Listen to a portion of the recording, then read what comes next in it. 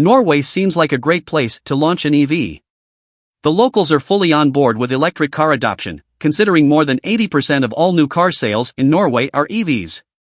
Also, it's pretty as all get out on this western bank of Scandinavia, with big lakes, tall trees, and some of the most immaculate roads I've ever seen. But it's hardly a motoring utopia. Norway is also incredibly strict with its roadway rules, to the point where speed limits are low and speed cameras are absolutely everywhere. This makes rowdy drives on winding roads pretty much a no-go, unless you want to risk the hefty penalties. That's fine for most of the electric commuter cars out there, but not so great for performance EVs. Which, ironically, brings me to a performance EV, the new 2024 Lotus Electra.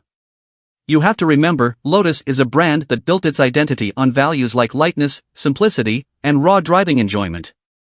These attributes have been baked into every one of the brand's cars, right up to the new Amira coupe. The Electra, meanwhile, rips that all to shreds. This is a technologically advanced 5-passenger SUV that's longer than a Ford Explorer and as heavy as a loaded F-150. There's nothing light, simple, or raw about it. So to ask whether or not the Electra drives like a Lotus is sort of a moot point, since this isn't a traditional Lotus at all. And on gorgeous Norwegian roads, there's no chance to push this SUV to its limits to find any intrinsic Lotusness, anyway. But when you stop trying to link the Electra to Lotus past, you actually start to see its goodness. This is a nicely equipped and perfectly competent electric SUV, with ample power, good driving range, and fast DC charging speeds. Lotus will sell the Electra in base, S, and R trims, all of which use a 112.0 kWh lithium-ion battery that can charge at speeds up to 350 kilowatts. Every Electra has two electric motors, producing 603 horsepower and 524 pound-feet of torque in the base and S, or 905 horsepower and 726 lb-ft in the R. Strangely, though, neither output makes the Electra feel super quick, with power building progressively rather than instantaneously. The Electra R will get to 60 miles per hour in 2.9 seconds, but only after a pronounced delay, and even then, the R's front end fights to keep traction in a way that won't make you want to launch it again. Not great. On public roads, the Electra S rides nicely, and that's with large 22-inch wheels and summer tires. The standard 48-volt ANI roll system keeps body motions controlled in tighter corners, not that I'm actually able to go all that fast, and the adaptive air suspension works a treat, though again, Norway's perfect roads don't exactly stretch the limits of damping. The steering is light and accurate, and the best thing I can say about the mechanical brakes is that you don't notice the transition when they take over from the regeneration. It's all smooth sailin', smooth stoppin'. The Electra has 4 levels of regeneration to choose from, ranging from none to almost but not quite one-pedal driving. You toggle through these with what would be the left paddle shifter, while the right one controls the drive modes, Sport, Tour, and Range, which don't feel all that different from one another. Sport is maybe a little more peppy in terms of throttle response, but that's it. Lotus equips the Electra with a LiDAR system that the company says future-proofs the SUV for future autonomous driving. You can see the rear LiDAR sensors between the awkward split roof wings, and the big one up front pops up from underneath the roof, with motors loud enough that you can hear them inside the car. At the moment, the Electra only supports the usual list of driver assistance technologies we know and love, things like blind spot monitoring, lane keeping assist, and adaptive cruise control. And while you can combine the latter two, it's not as robust a system as Ford's Blue Cruise or General Motors' Super Cruise. As in, you can't take your hands off the wheel in the Lotus. Not that you'd want to, the system is really darty, speeding up and slowing down quicker than you'd expect, having a hard time keeping the Electra a set distance behind a lead car. It's surprisingly unrefined, considering.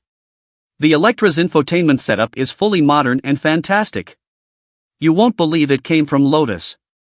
There's a 15.1-inch central screen that uses Epic Games' Unreal Engine processor, the same one used in the Hummer EV, and it makes for bright, colorful, crisp graphics that are not only immediately responsive to inputs, but don't have any lag during animations or screen transitions.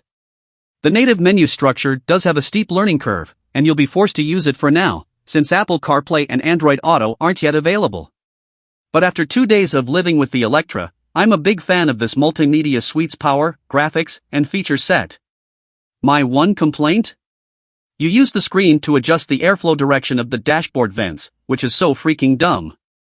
Unfortunately, we won't get Lotus side view cameras in the United States, instead relying on traditional chunky mirrors. But thankfully all Electras will have the dual 12.7-inch driver and passenger dashboard displays. For the driver, this acts as a digital gauge cluster, with all the pertinent info you'd expect. Passengers have a much more limited feature set, however, only being able to turn their screen on and off or skip tracks when media is playing on the bumpin' KEF stereo with Dolby Atmos surround sound. Okay, maybe your eyes work differently than mine, but I cannot find an exterior angle of the Electra that's in any way attractive. I appreciate that all of the weird aerodynamics, like the split roof spoiler, extendable hatch spoiler, ducts, and vents, are all functional, giving the Electra an impressive 0.26 drag coefficient. But man, this thing really is not pretty. I suppose that's better than being an anonymous ecoblob, though. On the other hand, the Electra's cabin as a whole deserves major kudos for its excellent styling and great overall quality. The leather and suede fabrics blend nicely with metal detailing, and the seats are super comfy. There isn't a ton of storage up front for smaller items, and good luck finding the glove box release in under 5 minutes, but there's at least 54.1 cubic feet of space in the cargo hold if you fold the rear seats flat. That Norway's public roadways are dull from the driver's seat actually works to the Electra's advantage.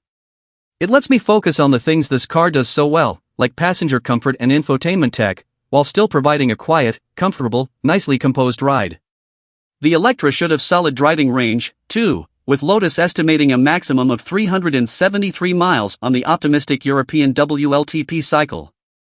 In the US, expect a much lower number, but anything above 300 is competitive in this segment.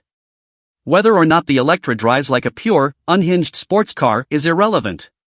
Instead, this car's mission is to offer more conventional mass-market appeal, something Lotus needs to stay afloat in the future.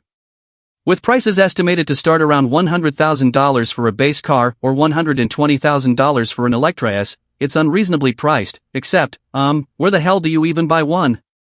A Lotus in name only, the Electra is nevertheless a solid step in the company's new direction.